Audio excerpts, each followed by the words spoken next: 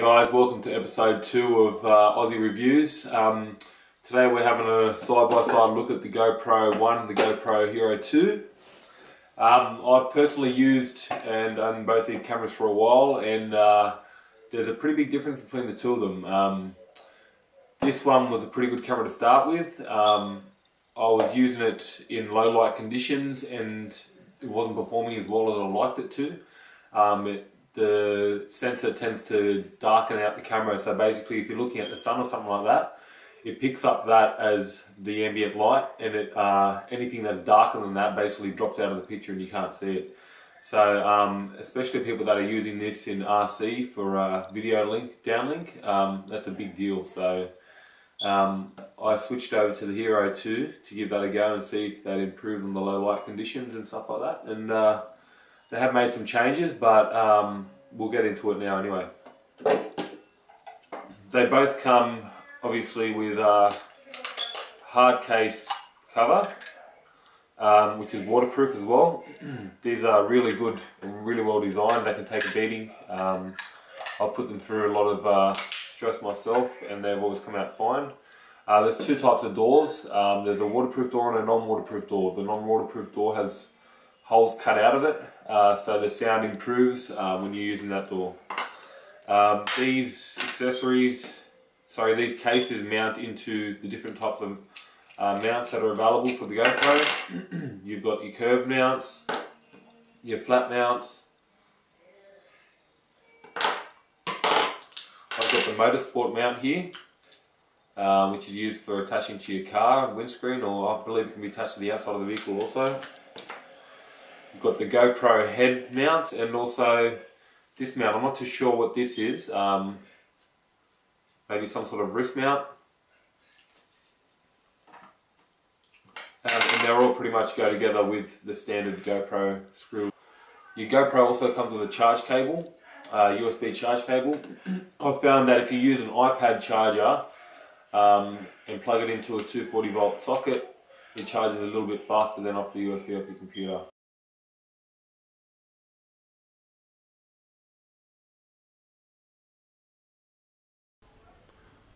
Okay guys, here's a sample of the GoPro 1 footage going from higher lighting to lower lighting.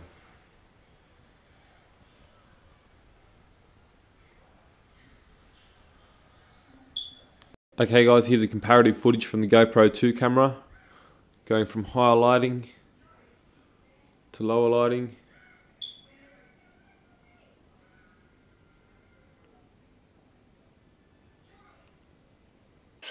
Okay guys, so let's have a look at the cameras themselves. Okay, the GoPro 1 obviously has the low light problems. The GoPro 2's probably got supposedly got superior low light performance. It's also got a 2 times sharper lens on it. Of course it's still a fisheye, which is a problem obviously with GoPro because there's not many options available for the GoPro 2 at the moment for fisheye reduction. RageCam does offer some lens, but I've heard there's some issues, or people have been having some issues with them or fitting with them with the GoPro. The GoPro 1, however, does have some replacement non-fisheye lenses. They're both powered by the same lithium-ion battery. They both accept 32GB SD cards. The GoPro 2 has a mini HDMI out port on it. And they also both have the charge port, TV out, and this one actually has a microphone out input, so you can connect an external microphone to it.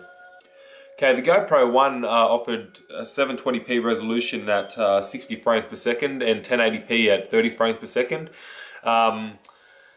which were both really good. The 1080p was subject to jello, so if it was on anything that was vibrating a lot or was moved around really quick, the jello and distortion would come up in your video. I believe it's the same with the GoPro 2, but the GoPro 2 offers 720p at 60 frames per second. It offers 960p at 48 frames per second, and it offers 1080p at 30 frames per second. Okay, the cool thing about the GoPro 2 is that it offers a few options with your camera on it. Okay, so you can do burst photography, so you can do 10 photos in a second. You can also do time-lapse photography, so you can take photos every half second, a second or so, and just continually to do that. So you can come up with some pretty cool effects when you put together time-lapse videos. They look really awesome. It also offers a Wi-Fi backpack add-on, so you can stream your video wirelessly back to where you are and view it on an LCD screen remotely. GoPro also offers a 3D option, so basically you can get two GoPros in a 3D kit. They link together via this port on the back here, and you have two GoPros basically facing together like that. They both record simultaneously, and it produces a 3D video, which is a very cool option. I'm going to get myself another GoPro too and eventually try that out. So I'll give another review when I've gotten that. Okay, in terms of strength of the unit, they're very resilient cameras. The hard case for them, it really makes them near indestructible when they're inside that case, especially the waterproof one, so you can drop it in water and all that sort of stuff. The only thing is you may lose it. So they also offer a bright orange GoPro floater basically for these, so you can help you find your GoPro. I was actually using one of these cameras myself, and it dropped it into water with the non-waterproof backing. It was actually salt water, and the camera shorted out within a few seconds. I took it home, took the battery out, washed it out, all the ports out with isopropyl alcohol. I got as much as I could in there just to flush it all out, and plugged it all back in together with a new battery, and it worked again, and it's been working ever since with no problem. So if it happens to you, the best thing to do is rinse it out, take the battery out, rinse it out straight away with fresh water, lots of fresh water, and then get a container full of rice and put it in, all the components in there, and let the rice dry it out. Okay, for all the RC people out there that fly planes and helicopters and multi-rotors, these things are used quite commonly to transmit a video feed back down to the operator so that they can see what the plane's seeing. GoPro does this pretty well. It gives you pretty good footage back. The only problem is it has a slight lag to it, so if you're up in close, flying close to objects, it's not really ideal because you may have hit something before you even see it on your screen. Even though the half a second doesn't seem like much, it adds up to a lot when you're viewing it through goggles or through a LCD screen. So in that case, a lot of people are using a dedicated FPV camera separate from the GoPro and using the GoPro just to record. Another issue with the GoPro when you're flying FPV is it does give out some interference when recording, so it can affect some systems on your RC. I'm not too sure what the frequencies are, but you can check other links on Google and YouTube and you can find that out. Okay, to sum it up, GoPro 2 is quite a bit better than the GoPro 1, but I'm still looking for something to beat them both. The GoPro 2 still lacks the low light performance that I like.